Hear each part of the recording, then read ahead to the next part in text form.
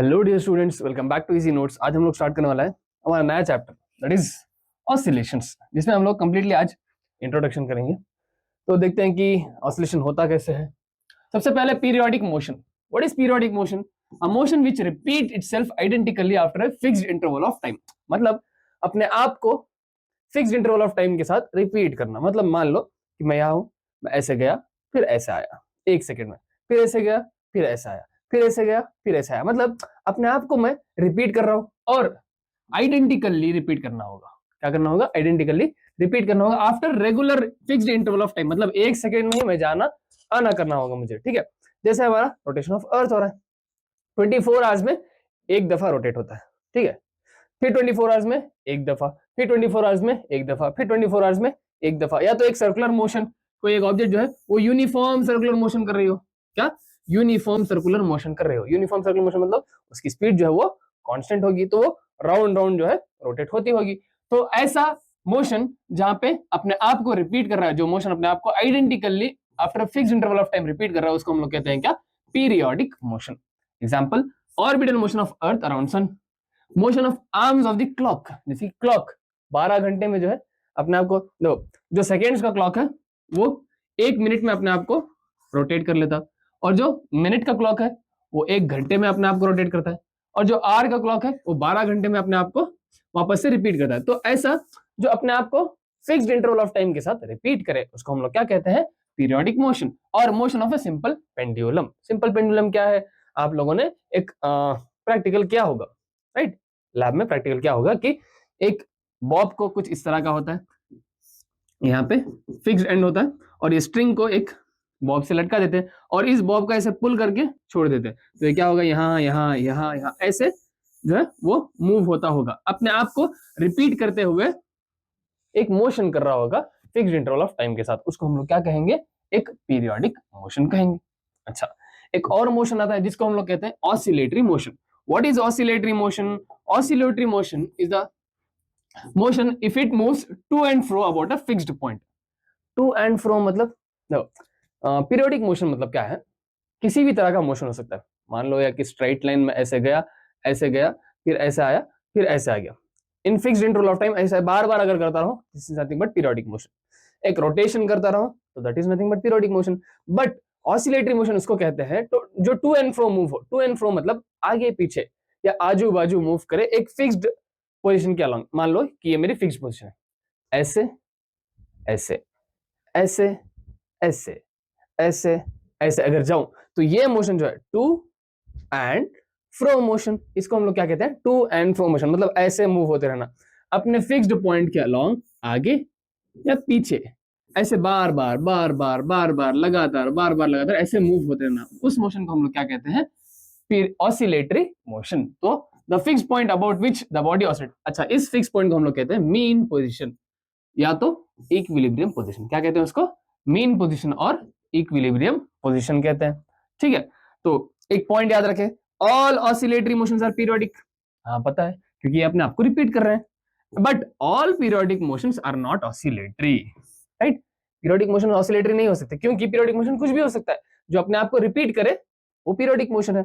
But oscillatory वही है जो अपने आप को to and fro motion move करे, यानी आगे पीछे या आजू बाजू ऐसे ऐसे या ऐसे अपने आप को मूव करे, दैट इज ऑसिलेटरी मोशन, या इसको हार्मोनिक मोशन भी कहते हैं हम लोग। ठीक है, अच्छा, बट पीरियोडिक मोशन क्या है? जो अपने आप को रिपीट करे उसको हम लोग पीरियोडिक मोशन कहते हैं, किसी भी तरह का मोशन हो। तो ऑल ऑसिलेटरी आर पीरियोडिक, जो अपने आप को रिपीट कर रहे हैं, but all periodic can't be oscillatory और हार्मोनिक मोशन। ठीक है, चल आगे बढ़े। नेक्स्ट बात करते हैं सिंपल हार्मोनिक मोशन की, जो हम लोगों को मेनली इस चैप्टर में बात करनी है। ठीक है, सिंपल हार्मोनिक मोशन। अब हार्मोनिक मोशन यानी ऑसिलेटरी मोशन था, जो कि अपने आप को मूव कर रहा था टू एंड फ्रो मोशन के साथ। अब इसका सबसे simplest form is nothing but simple harmonic motion. Simple harmonic motion is defined as the oscillatory motion about a fixed point in which क्या हो रहा है? इसमें एक चीज हो रही है, the restoring force is always proportional to the displacement from the point and the displacement is too small. Displacement is too small, याद रखें displacement क्या होगा? Too small. अब मान लो रीस्टोरिंग फोर्स क्या है? अब मान लो एक बॉडी को मैं ऐसे मूव करूं तो वापस से इसको जो मीन पोजीशन पे लाएगा, that is nothing but restoring force. अब मान लो ऐसे है, इसको वापस से मीन पोजीशन पर जो फोर्स खींच के ला रहा है, that is nothing but what, restoring force. Restoring force क्या होगा, it will be always proportional to displacement from the point.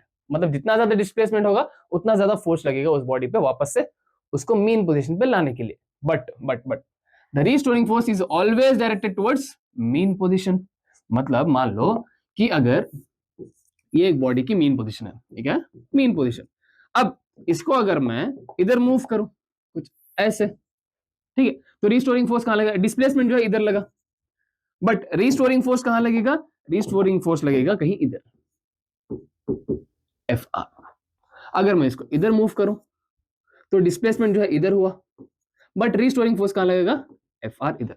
तो क्या मैं यहां से कह सकता हूं कि restoring force is directly proportional to negative of displacement. Proportional तो है डिस्प्लेसमेंट के, बट नेगेटिव ऑफ डिस्प्लेसमेंट के प्रोपोर्शनल, राइट। डिस्प्लेसमेंट को एक्स भी कह सकते हो या वाई भी कह सकते हो, एनीथिंग। अगर एक्स एक्सिस में मूव हो रहा है एक्स कह लेंगे, वाई में मूव हो रहा है तो वाई कह लेंगे, ठीक है। तो रीस्टोरिंग फोर्स जो है that is directly proportional to negative of displacement. मतलब जहां भी डिस्प्लेसमेंट होगा उसके ऑपोजिट डायरेक्शन में जो है रीस्टोरिंग फोर्स लगेगा, but always towards mean position, ये याद रखेंगे, ठीक है। Next, a simple harmonic motion is necessarily periodic and oscillatory about a fixed point, यानी mean position. A particle executing SHM is always in stable equilibrium about its mean position. Stable equilibrium किसको कहते हैं, तो एक ऐसा point, मान लो अगर कोई चीज को मैं डिस्टर्ब करूं, अब ये ऐसा है, इसको अगर मैं डिस्टर्ब करूं, ठीक है, अगर ये ऐसे ही रुक गया तो it is in unstable equilibrium, ठीक है। मतलब मान लो कि मेरे पास ये कोई एक बाउल है, ठीक है, इसमें एक बॉल रखा हुआ है। अगर मैं इसको यहां से डिस्प्लेस करूं ऐसे, तो क्या होगा, बॉल वापस से नीचे की तरफ आ जाएगा। बॉल क्या होगा, वापस से ऐसे नीचे की तरफ आ जाएगा, ठीक है। बट अगर ऐसा बाउल उल्टा करके बॉल को इधर रखें और इसको इधर से डिस्प्लेस करें, तो क्या ये वापस से नीचे आएगा, नहीं आएगा। वापस से ऊपर आएगा, नहीं आएगा, राइट। तो ये और भी नीचे जाएगा। तो मतलब अगर कोई ऑब्जेक्ट को या कोई भी चीज को अगर डिस्टर्ब करे अपनी पोजीशन से और वो वापस अपनी पोजीशन पे आ गया, तो उसको कहते हैं हम लोग स्टेबल इक्विलिब्रियम। क्या कहते हैं इसको, स्टेबल इक्विलिब्रियम। अगर वापस से अपनी पोजीशन पे ना आए और मूव हो जाए तो उसको कहते हैं अनस्टेबल इक्विलिब्रियम, ठीक है। अच्छा, बट अगर मान लो ये है, अब इसको मैं मूव करके इधर इधर करूं तो ये यहीं रुक जाएगा, ना आगे जाएगा ना पीछे जाएगा। क्यों, ऑब्वियसली, राइट। देखो ये ऐसा है, अब मैं इसको आगे कर दूंगा तो यहीं रुक गया, तो इसको कहते हैं neutral equilibrium. Neutral equilibrium, stable, unstable and neutral. Stable कब होगा, जब एक पार्टिकल को डिस्टर्ब करेंगे तो वो वापस से अपनी पोजीशन पे आएगा, तो that is nothing but stable equilibrium. अगर एक ऑब्जेक्ट को डिस्प्लेस करेंगे तो वो वापस से अपनी पोजीशन पर नहीं आएगा, तो दैट इज अनस्टेबल इक्विलिब्रियम। अगर किसी को डिस्टर्ब करेंगे तो वो वापस वहीं रह जाएगा, दैट इज न्यूट्रल इक्विलिब्रियम। तो सिंपल हार्मोनिक मोशन जो है वो तो पीरियोडिक है, साथ में ऑसिलेटरी भी है, और it is always in stable equilibrium with its main position. Stable equilibrium होगा, क्यों, क्योंकि वो क्या हो रहा है, when that particle is disturbed slightly from its mean position, the force which tends to bring the particle back to the mean position is called restoring force। जो force लेके आ रहा है, राइट, वापस से लेके आ रहा है उसको मीन पोजीशन पे, तो मतलब स्टेबल इक्विलिब्रियम हो गया। और उस फोर्स को जो लेके आ रहा है वापस से मीन पोजीशन पे, उसको हम लोग क्या कहते हैं, उसको हम लोग कहते हैं रिस्टोरिंग फोर्स, ठीक है। नेक्स्ट बात करते हैं simple harmonic motion and uniform circular motion के बारे में। अब दोनों सेम चीज दो। Simple harmonic motion is the projection of uniform circular motion. मान लो कि एक सर्कल है मेरे पास, ठीक है, एक सर्कल है। अब इसका रेडियस मान लेता हूं मैं कुछ ए क्यों मान रहा हूं, ए इज बाद में बताता हूं, ठीक है। मान लो कि इस पॉइंट से इस पॉइंट तक ट्रेवल किया, इनिशियली यहां था, यहां से ये पी पॉइंट पे अभी चला गया, तो कुछ एंगल थीटा कवर किया होगा इसने, हाँ थीटा कवर किया होगा। अब ये जो डिस्प्लेसमेंट वेक्टर हुआ है, राइट, ऑब्जेक्ट जो है डिस्प्लेस हुआ है, तो उसके दो कंपोनेंट्स होंगे। एक होगा अलोंग एक्स एक्सिस, ये वाला मान लेता हूं ये पॉइंट है क्यू। एक होगा अलोंग वाई एक्सिस, यहां तक, ये वाला, इसको मान लेते हैं पॉइंट आर, राइट। अच्छा, तो पी के दो कंपोनेंट्स होंगे, राइट। अच्छा, अगर ये ए है तो ये वाला भी ऑब्वियसली ए ही होगा, राइट। रेडियस ए है तो ये भी रेडियस है, राइट। ए होगा। तब इसके दो कॉम्पोनेंट्स होंगे। अगर यहां से देखो मैं sine theta, what will B sine theta? Sine theta will be opposite, opposite ये है क्या है, पी क्यू, या तो अच्छा इसको ओ बोल रहा हूं, चलो opposite this nothing but this one, O R by hypotenuse, hypotenuse is OP. तो यहां से अगर देखो तो O R will be equal to OP sine theta. तो O R is nothing but, अच्छा अब ओ आर में जो डिस्प्लेसमेंट हो रहा है मान लेते हैं वो y है, और ओ एक्स में जो हो रहा है that is nothing but, sorry O Q में जो हो रहा है दैट इज x। तो ओ आर को मैं y कह सकता हूं, ठीक है। तो y is equal to what is OP, a sine theta. तो ये हो जाएगा हमारा equation of SHM of displacement, क्या ये डिस्प्लेसमेंट।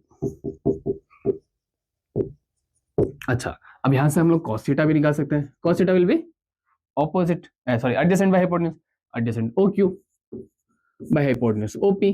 तो O Q will be equal to OP cos theta. What is O Q, X, X is equal to OP क्या है, OP is a cos theta. ये भी डिस्प्लेसमेंट का ही formula है, ये भी डिस्प्लेसमेंट का ही फॉर्मूला है। Any formula we can use, या तो y is equal to a sin theta, या तो x is equal to a cos theta use कर सकते हैं, हमारी मर्जी। x मतलब x एक्सिस के अलोंग हो रहा होगा डिस्प्लेसमेंट, y मतलब y एक्सिस के अलोंग डिस्प्लेसमेंट होगा। सिंपल, एनीथिंग हम लोग मान के चल सकते हैं। अब मान लीजिए कि मैं इन्हीं ज्यादातर यही यूज करूंगा, यही फॉर्मूला मैं आपको आगे की तरफ लेके चलूंगा, y is equal to a sin theta, जो कि बेसिक फॉर्मूला है, ठीक है। a cos थीटा भी बेसिक ही है, बट मैं लेके चल रहा हूँ ये वाला। आप लोग आगे भी जब पढ़ेंगे हम लोग ये वाले फॉर्मूले से ही पढ़ेंगे, y is equal to a sin theta से, ठीक है। चलो अब period, frequency, amplitude and phase of SHM. What is period? Time period क्या है?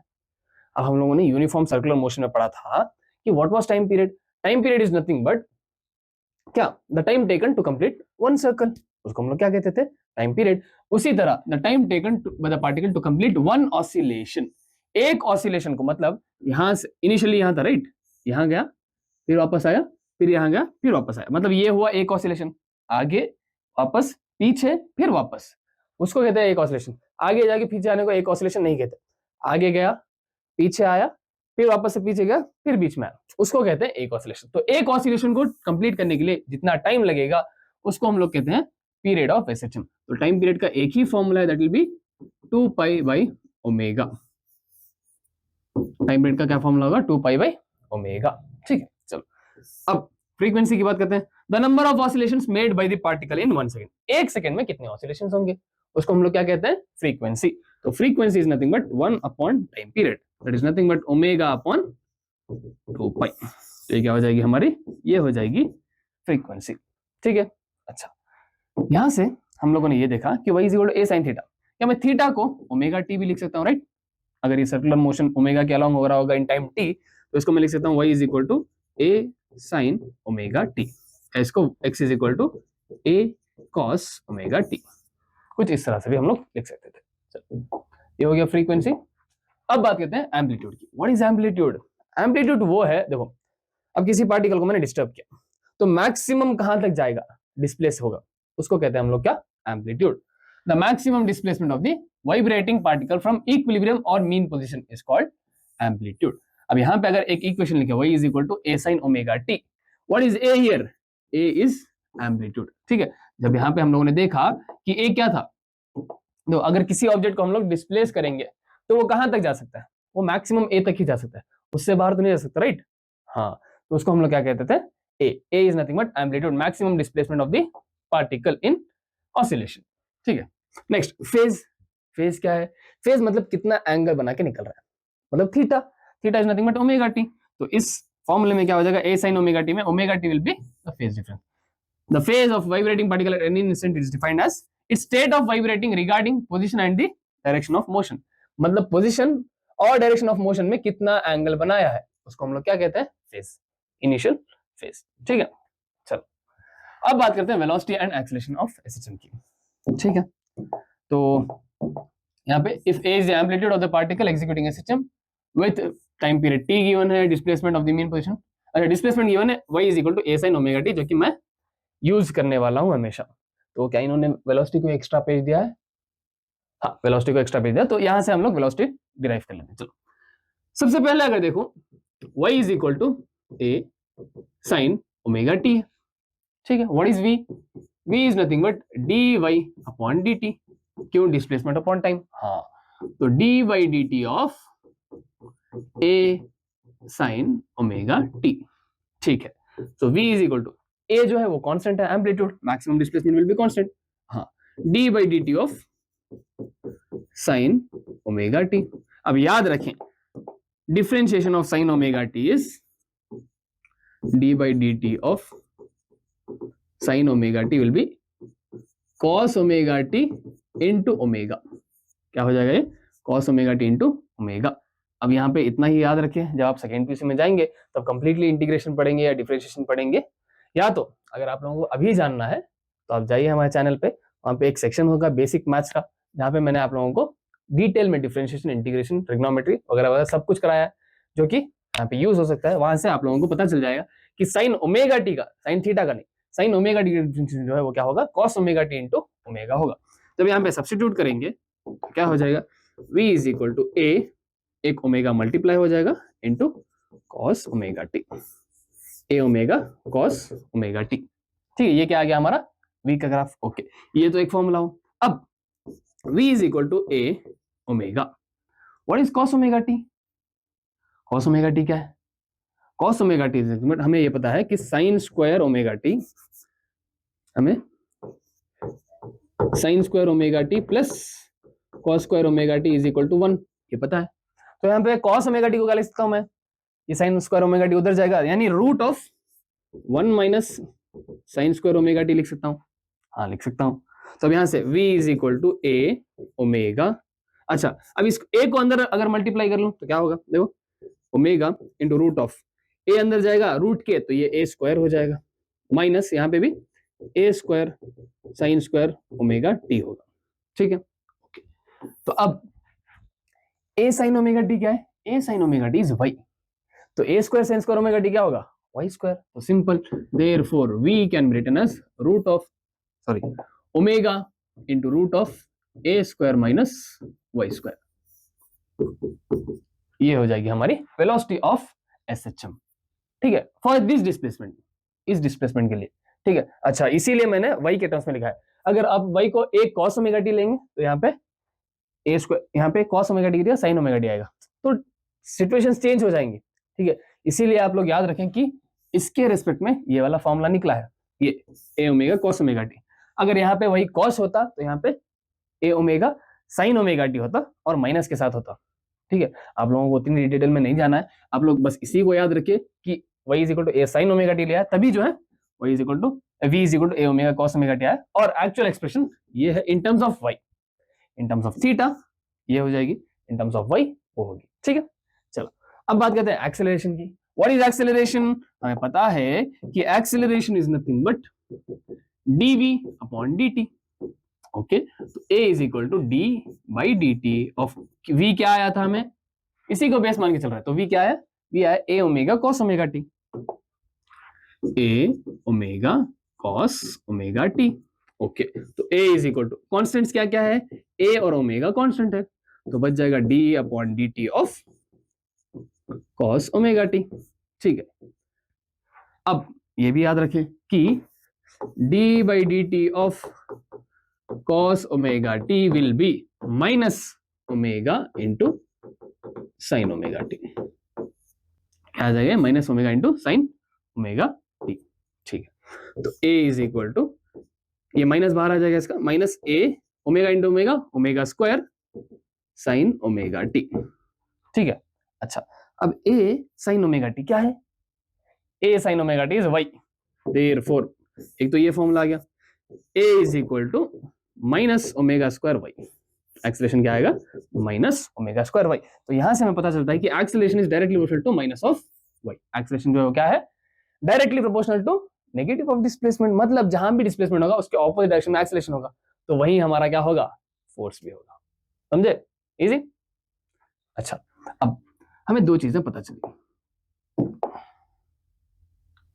ये क्या आ गया? अरे ये तो यही कॉपी कर देना। चलो, हमें दो चीजें पता चली, एक तो वेलोसिटी, एक एक्सेलरेशन, ठीक है। अब दोनों को अगर देखें तो वेलोसिटी का फॉर्मूला क्या आया था इन टर्म्स ऑफ वाई देख लेते हैं, चलो omega into root of a square minus y square, और एक्सेलरेशन का फॉर्मूला आया था माइनस ओमेगा स्क्वायर वाई। अच्छा, if y is equal to 0, that is nothing but at mean position, mean position पे डिस्प्लेसमेंट क्या होगी, 0। अच्छा, if y is equal to a यानी at extreme position, mean position और extreme position पे बात करते हैं कि वेलोसिटी क्या होगी। तो अब अगर y 0 होगा तो ये चला जाएगा, तो a स्क्वायर से रूट चला जाएगा, तो बचेगा क्या, v will be equal to a into omega, that is nothing but maximum velocity of SHM. क्या हो जाएगी, मैक्सिमम वेलोसिटी। कहां पे मैक्सिमम वेलोसिटी होगी, मीन पोजीशन पे। ये याद रखना है कि जब डिस्प्लेसमेंट मिनिमम है यानी डिस्प्लेसमेंट 0 है, उस जगह पे स्पीड जो है मैक्सिमम हो रही है। इसीलिए जब भी आप लोग झूले में बैठते हैं तो क्या होता है, आप लोग ऊपर जाते हैं, जैसे वापस से नीचे आते हैं, तो जब मिड पॉइंट को क्रॉस कर रहे होंगे वहां पे आपकी वेलोसिटी क्या होगी, मैक्सिमम होगी, ठीक है। अच्छा, अब बात करते हैं एक्सट्रीम पे। एक्सट्रीम पे जाके वो रुक क्यों जाता है, क्योंकि वेलोसिटी क्या हो जाती है, 0। देखो अगर y की वैल्यू a रख दे तो a square minus a square will be 0, तो therefore velocity will be minimum, that is nothing but 0। समझे, जैसे आप लोग ऊपर जाते रहेंगे, एक पॉइंट पे रुक जाएंगे, क्यों रुकेंगे, बिकॉज वहां पे स्पीड 0 हो जाएगी, यानी वेलोसिटी 0 होगी। वापस से जब आएंगे मिड पॉइंट पे स्पीड बढ़ जाएगी, मैक्सिमम होगी, फिर वापस से इधर जाएंगे तो स्पीड 0, फिर वापस आएंगे मैक्सिमम, फिर 0, फिर मैक्सिमम, फिर 0, उस तरह से ये लूप जो है चलता रहता है। अच्छा, अब बात कर लेते हैं एक्सेलरेशन की।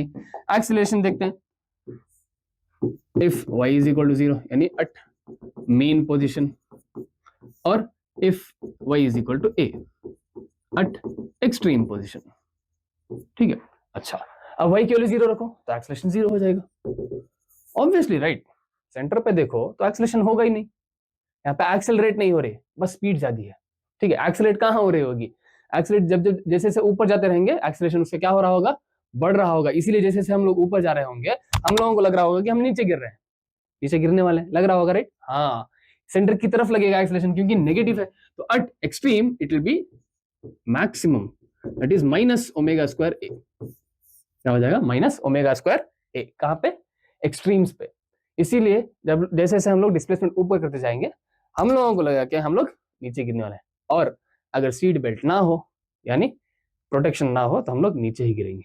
तो किसकी वजह से, एक्सेलरेशन की वजह से, ना कि स्पीड की वजह से, समझे। तो स्पीड कहां पे मैक्सिमम होगी, एट मीन पोजीशन, और एक्सेलरेशन कहां पे मैक्सिमम होगा, eight extreme position. Similarly displacement कहां पे मैक्सिमम होगा, ऑब्वियसली एट एक्सट्रीम पोजीशन। तो याद रखें एक्सेलरेशन और डिस्प्लेसमेंट जो है directly proportional, but velocity is not directly proportional to displacement. तो जहां पे डिस्प्लेसमेंट मैक्सिमम है वहां पे वेलोसिटी मिनिमम है, तो लिख सकते हैं, right.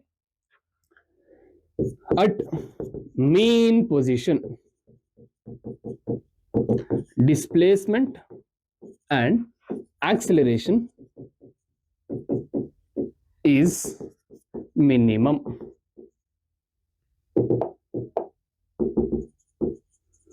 that is 0, but velocity is maximum, that is omega a या a omega, anything is fine।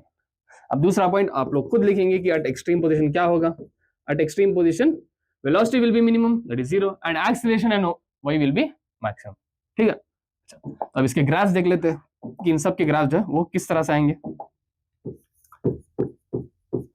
Graphs किसके लिए, सबसे पहला डिस्प्लेसमेंट का with respect to omega t, time के हिसाब से कैसा चेंज होगा।